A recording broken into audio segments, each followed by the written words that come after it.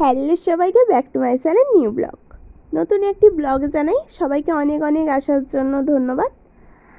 আজ যাবো টিউশন, তার জন্যই তৈরি হয়ে গিয়েছিলাম, নাস্তা অলরেডি করে নিয়েছিলাম। তো ফাইনালি বেরিয়ে পড়লাম। আর যার পথে একটা বড় আম গাছে প্রচণ্ড আম ধরেছিল, যেটা একদমই ভাবনার বাইরে। প্রতিটা ডালে প্রায় 10-12টা করে আছে। তো যাই হোক, ওখান থেকে দু একটা আম নিয়ে আমরা টিউশনে চলে গিয়েছিলাম, যেখানে মাকেও খেয়েছিলাম, বাট ভিডিও করতে একদম ভুলে গিয়েছি। তো তারপর এখানে টিউশন চলে আসি। কয়েকটা নোট লিখানোর পর স্যার আবার ফোনে ছবি দিয়ে দেয়, যাতে বাড়িতে আবার তুলতে তাড়াতাড়ি তুলে নিতে পারি। তো আমুল এখানে চলে এসেছিলাম, আর এখান থেকেই সবাই মিলে আইসক্রিম কিনি এখন। তো 4জন আমরা ছিলাম। তো বাড়ির দিকে আমরা 2জন যাই, আর অন্য সাইড থেকে 2জন আসে।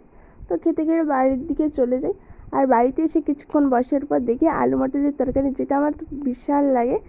আর এখানে ছিল ভেন্ডির তরকারি, আলু ভাজা, ডাঁটা ভাজা, আর এই সাইডে ছিল টমেটোর টক, আলু মাখা।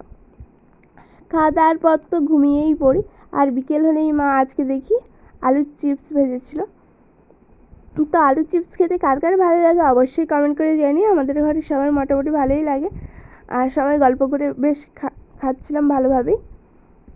তারপর হালকা একটু সন্ধে হতেই আমি বললাম ম্যাগি করব। তার জন্য আলু কেটে নিই, গাজর, তার সঙ্গে একটা ক্যাপসিকাম কেটে ম্যাগি একসাথে সব মুখিয়ে খেয়ে নিচ্ছি। বেশ ভালো লেগেছিলো।